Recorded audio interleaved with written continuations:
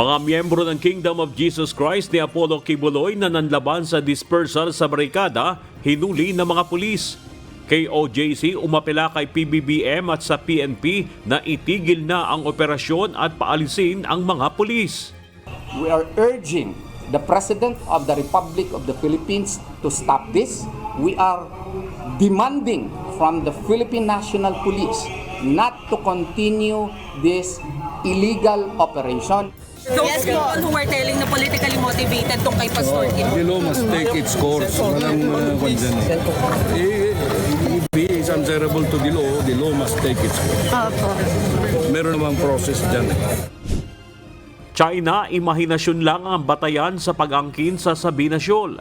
Aksyon laban sa Pilipinas, overreaction ayon sa Philippine Coast Guard. International community kinundi na ang marahas na aksyon ng China sa mga barko ng Pilipinas. Again, they are just a victim of their own paranoia, no? Dahil niisip nga nila na akala yata nila ang barko natin na Teresa Magbanua will be just like another BFP Sierra Madre in Ayungin. Armed Forces of the Philippines sinubukan ng flare capabilities sa West Philippine Sea. Patuloy na pagtatanggol sa teritoryo ng Pilipinas, muling tiniyak ng sandatahang lakas. All we can do is to continue our military operations in the area because these are legal operations. Again, we have the international law behind us. Let us deter an armed attack. That is the more important thing, and that is what I focused on doing. Everybody's too focused on armed attack. Let's make ourselves strong enough so that does not happen. Sheila Go at Cassandra Leong inilipat ng NBI sa detention facility ng Kamara at Senado. NBI itinanggi ang akusasyon ukol sa umano'y iligal na pagdetene kay Cassandra Ong. May request. May request. Kaya tinanood ko na I heed to the request. Dalawang bagong kaso ng Mpox na tukoy ng Department of Health sa National Capital Region. Sheila Go, inaming magkakasama silang umalis ng bansa ni Alice Go, isa pang kapatid na si Wesley at Cassandra Leong noong Hulyo. Ano sumundo sa'yo? Hindi ko kilala. Pati plate number na sasakyan, di mo alam. Hindi po. Ilan kayo ron sa van? Po? Ilan daw kayo sa sa van? 3 po. 3. Sino-sino? Kaming 3. Sino? Sinong 3? Si Alice tsaka si Wesley po. Barikada at paghalughog ng PNP sa KOJC compound, ipinatitigil ng Davao Court. DILG at PNP Region 11, hindi aalisin ng mga pulis sa KOJC compound. No problem about that, sir. No worries about that. Okay. Hindi talaga kayo alis. Unless there is a specific order for us to vacate the property or to vacate the compound and stop the implementation of the warrant of arrest. We have agreed to disagree. Yes, sir. Thank you, Attorney. Walang sinasabi rito na pinapahinto ang operasyon. Tuloy-tuloy pa rin at ginagarantiya ko to, tuloy-tuloy pa rin ang police operation para hanapin si Pastor Kibuloy. Ang ibig sabihin, tuloy-tuloy pa rin namin siyang hahanapin. Dahil kung babasahin natin ang order, tanggalin ang barikada, ang mga barriers, at ang mga blockades. So, hindi sinasabi rito na titigil kami. Mahahanap na namin si Pastor, tuloy-tuloy pa rin namin ang paghahanap kay Pastor Kibuloy. China, tinawag na biggest disruptor of peace sa ASEAN region ni Defense Secretary Gilberto Chodoro. Yet, what is China trying to do? It's trying to break us apart. And that, fortunately, will not happen because I believe firmly that our leaders realize that in this region, China, although without saying it, and I'll say it for you, is the biggest disruptor of international peace in the ASEAN region. Supply ng BRP Teresa Magbanua nasa critical na matapos mabigo ang resupply mission ayon sa Philippine Coast Guard. Escoda Shoal, napapaligiran ng halos 40 Chinese maritime militia. The essential supplies and food requirement for us to feed our crew on board Teresa Magbanua is already critical. Vice President Sara Duterte, paulit-ulit na tumangging sagutin ang tanong sa paggamit ng confidential funds noong 2022. The COA disallowed 73,287,000 out of 125 million confidential funds used by the OVP in 2022. So this is 58.63% of the 125 million. So can you confirm? Madam Chair, I do not understand bakit a person convicted of child abuse is still sitting in a seat Point of of the order. House of Representatives. Magdamag na pag-ulan dulot ng habagat nagdulot ng pagbaha sa ilang lugar sa Metro Manila. Ilang residente sa Valenzuela at Malabon napilitang lumikas. Biglang bumaha, biglang dagsa ng tubig, biglang taas. Mga madaling araw pa lang, mga alas 5. Ring ilog kasi yun. Yung talyan, diba? Hanggang bewang yun. Lumikas na. Kota at reward system sa drug war ng Duterte administration isiniwalat ni Police Colonel Joby Espinido sa pagdinig ng House Quadruple Committee o Quadcom. Senator Bato de la Rosa itinangging inutusan si Police Lieutenant Colonel Espinido na patayin lahat ng sangkot sa illegal na droga. The other kuta naman at saka yung reward system, alam ng mga police lahat yun, Your Honor, Mr. Chair, na patayin, may reward. Kung mamatay yung nasa watch list, may reward system yun ang ibigay.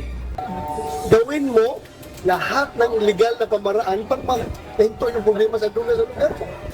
Kaya inasahin dyan, trabahoin mo yung droga. Wala mo po sinabi, nasahin kita dyan para patayin mo lahat ng mga addict dyan, lahat ng mga puser dyan, patayin mo. Wala mo sinabi ka. Budget para sa pagkain ng mga person deprived of liberty patuloy na nakokorap ayon kay Justice Secretary Crispin Remulla. Ang problema namin, pag nagpabid ka, sari-sari hong paraan yan na mga supplier system na nagkakaroon talaga ng corruption. Mahirap hong abatin eh. Pananatili ng mga pulis sa labas ng Kingdom of Jesus Christ compound hindi pa matiyak ng Department of Interior and Local Government kung hanggang kailan. Pagsisilbi ng arrest order laban kay Apollo Kibuloy hindi ititigil kahit may temporary protection order ayon sa DILG. What is important is this is a court process at ang sinasabi sa pulis, hanapin nyo si Kibuloy, no? So hahanapin namin talaga siya, and there are all indications that shows that Kibuloy is indeed in that area. Police Regional Office 11 nagpasok ng blue box at iba pang gamit sa KOJC compound sa Davao City.